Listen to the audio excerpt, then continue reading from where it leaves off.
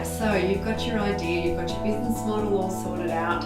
Now it's time to pitch your idea to some interested investors or supporters.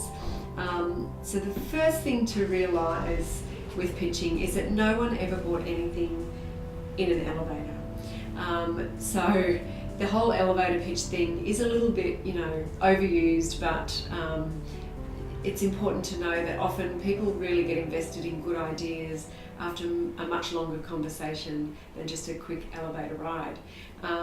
So what you're really aiming to do when you're pitching is to pitch for a meeting with the person, pitch for a longer conversation with that group of people about your project. So you need something that's really true, stunning and brief, so that the listener wants to hear more, or at least ask for your business card or your website or your email address or your phone number. Pitching is not an over-rehearsed, polished turd of prose. Excuse the crudeness, but it isn't. People see through that stuff really quickly. Your idea, if it's worth its weight in gold, it will sell itself, but you need to make sure that you're communicating it in a really authentic way. And a couple of the models and structures that you can use when you're planning your pitch is to make sure that you've got the context right. So show your understanding of the issue.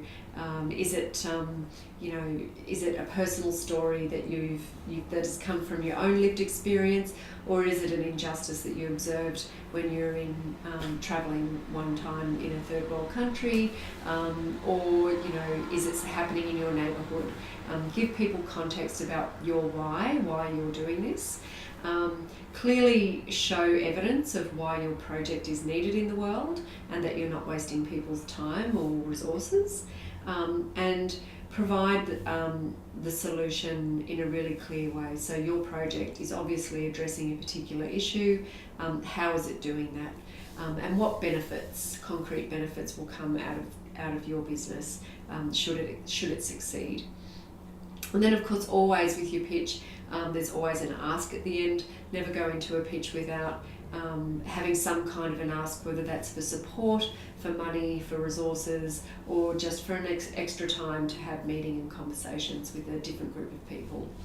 So another area that's very that I know that's probably the biggest stumbling block, the thing that makes us all take years to get things started sometimes, is because we're trying to raise capital for our ideas, and there's and it does, it's really hard, and then you're needing to raise capital when you want to grow, but there's so many great ways to do it these days, and of course we've had recent changes in legislation which really open up the ways that people can crowdfund and raise investment, because being able to have a crowdfunded equity investment is extremely new. They're really only just coming out now, and we'll probably see a bit more debt-based crowdfunding as well, which is, I think, going to really be enormously important for the social enterprise sector. And many of us would have loved to do it some time ago, but we've finally had that change in legislation making that legal. So that's really exciting. There's still the donation-based crowdfunding, which is a very good way to go as well. And these are the sorts of things that are available in those very early stages, because the difficulty is that some of the other sorts of financing around, a bank loan, even the social enterprise finance institutions, largely are needing you to have already got some rungs on the board and to be looking in quite a secure position before you'd be in a position to source finance with them.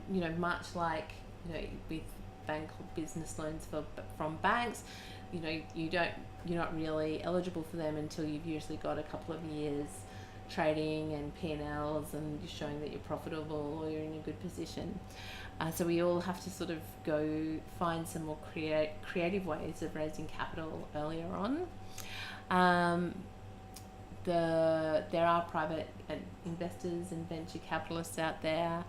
You could also look at philanthropy or grants if you're in the not-for-profit sort of market. But we've only sort of had a little bit of grant funding around for social enterprise. Occasionally there's been some funding specifically for social enterprise in the sector. But of course what happens then is all the not-for-profits tend to pivot towards social enterprise to try and get that funding, even if they've not been in that field before. So I think relying on grants is not always the best way to go. But yeah, I mean, I think one of a great way to raise capital is to really do it around your product, to pre-sell product, and just start off really small, developing your product, taking it to the markets, or finding ways to pre-sell online. These are ways that you can start raising capital without getting yourself into a huge amount of financial debt, and which is of course called the lean business start, but it's a great way to get started.